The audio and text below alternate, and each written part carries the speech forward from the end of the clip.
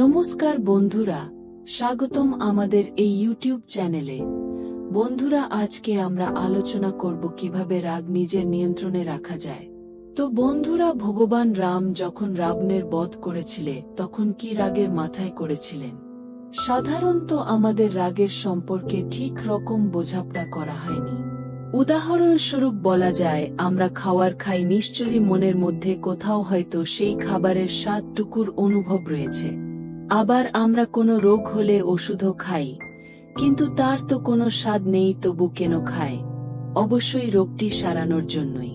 তো বন্ধুরা, আমাদের মধ্যে এমন একটি অবস্থা রয়েছে যেটি এই ফিজিক্যাল অর্থাৎ বস্তুতাত্ত্বিক পৃথিবীর সাথে ওতপ্রোতভাবে জড়িত, এবং ঠিক এই আমাদেরই মধ্যে এমন একটি অবস্থাও রয়েছে যেটি সমস্যাগুলি স্পষ্ট চোখে দেখতে পারে এবং তার জন্য প্রয়োজনীয় পদক্ষেপ নেয়। ভগবান কৃষ্ণ ঠিক এই বিষয়টি আমাদের বোঝাতে চেয়েছেন যে আমাদের কর্মটি মন দিয়ে করা উচিত, কোন ফলের প্রতি চাহিদা না রেখে। আমরা হয়তো মনের মধ্যে ইমাজিন করতে পারি যে হয়তো ভগবান রাম রাবণকে রাগের মাথায় হত্যা করেছিলেন, কিন্তু সেটি শুধুই ইমেজিনেশনই হবে। কোনো অলিম্পিক প্রতিযোগী কি রাগের মাথায় প্রতিযোগিতায় অংশগ্রহণ করে? বন্ধুরা, আমাদের মস্তিষ্কের একটি নির্দিষ্ট ফ্লো আছে যেটি সে মেনটেন না করতে পারার ফলাফল রাগ।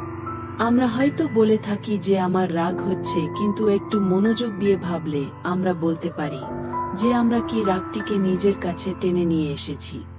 বন্ধুরা, অনেক প্রাচীন মুনি ঋষিগণ এও বলে গেছেন যে যদি আমরা রাগ হওয়ার অভিনয় করি তবেও সত্যিকারের রাগ চলে আসতে পারে একটি মানুষের মনের মধ্যে।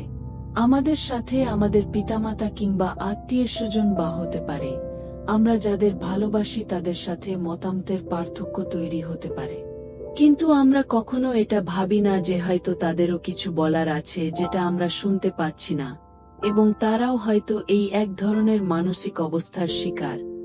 যেরকম বন্ধুরা আমরা প্রথমেই বলেছি যে মনের একটি নির্দিষ্ট ফ্লো আছে, সেই ফ্লোটি যখন এলোমেলো হয়ে যায় তাকেই আমরা রাগ রূপে অনুভব করি।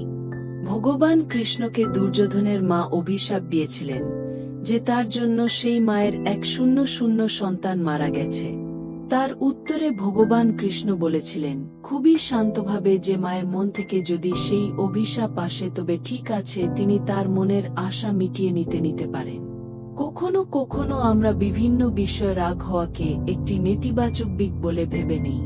তবে বন্ধুরা, আমাদের বাড়িতে আগুন আছে, সেটা কি খারাপ? ঠিকভাবে ব্যবহার না করলে তা খারাপ পরিণতি দিতে পারে, কিন্তু পরিষ্কারভাবে সেটিকে খারাপ বলা উচিত হবে না, কারণ সেটি আমাদের দৈনন্দিন জীবনে অনেক রকম সাহায্য করে। বন্ধুরা, আমরা রাগ করাকে খারাপ বলি কারণ এটি হয়তো আমাদের কর্ম থেকে খারাপ ফল প্রদান করে, কিংবা সাংসারিক অশান্তি ডেকে আনে, হতে পারে শারীরিক অসুখ পর্যন্ত। কিন্তু এটিও সেই আগুনের মতো যেটিকে সঠিকভাবে নিয়ন্ত্রণে রেখে ব্যবহার করলে ক্ষতির সম্ভাবনা কম হয়। একটি সাধারণ মানুষও রাগ করে, আবার আমাদের প্রাচীন ঋষিগণ তাদের শিষ্যদের ওপরেও রাগ করতেন, কিন্তু আমরা স্পষ্ট বুঝতে পারি যে তার মধ্যে অনেক অন্তর রয়েছে। বন্ধুরা, একটি সাধারণ মস্তিষ্ক কি কি জিনিস করতে পারে, যেমন কি সে খাবার খেতে পারে, পড়াশোনা করতে পারে, ঘুরতে পারে, সে লোকজনদের সাথে মিশে আনন্দ করতে পারে, হাসতে পারে, কিন্তু যখনই সে রাগের মুহূর্তে প্রবেশ করল তখনই মস্তিষ্কের সেই ফ্লোটি এলোমেলো হয়ে যায়। প্রাচীন ভারতের মহর্ষিরা উপদেশ দিয়েছেন যে যখন রাগ আসছে তখন আমাদেরকে দায়িত্ব নিতে হবে যে আমরা সেই রাগকে প্রশ্রয় দেব কিনা।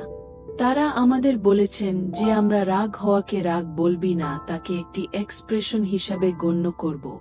তো বন্ধুরা, আমরা বুঝলাম যে রাগকে আমরা রাগ হিসাবে গণ্যই করব না, বরঞ্চ একটি এক্সপ্রেশন হিসাবে গণ্য করব, ঠিক যেরকম একটি ক্যানভাসে পেইন্টিং করা হয় বিভিন্ন রং দিয়ে। সেই রকম আমাদেরই জীবনের বিভিন্ন রংগুলো এই মস্তিষ্কের দ্বারা তৈরি করা। তাই আমরা এই রাগের এক্সপ্রেশনকে একটি রং হিসাবে গণ্য করে সেই মুহূর্তটিতে সজাগ থাকতে পারি যেন। তবে আমরা নিজেদের এই এক্সপ্রেশনটি সঠিকভাবে নিজের নিয়ন্ত্রণে রাখতে পারব। আশা করি আপনাদের এই ভিডিওটি ভালো লেগেছে। জুড়ে থাকার জন্য ধন্যবাদ।